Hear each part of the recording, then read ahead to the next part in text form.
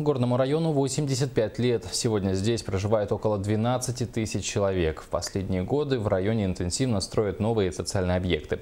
По программе переселения граждан из аварийных домов построены 4 многоквартирных дома. Введены 2 дома для работников бюджетной сферы. В рамках юбилейных мероприятий в районе организовали движение добрых дел. Активно проводится газификация населенных пунктов. В дальнейшем надеемся, что работы по строительству магистрального газопровода будут развиваться в сторону села Бердигистях, нашего районного центра. В прошлом году как никогда большое количество населения было подключено к системе центрального отопления.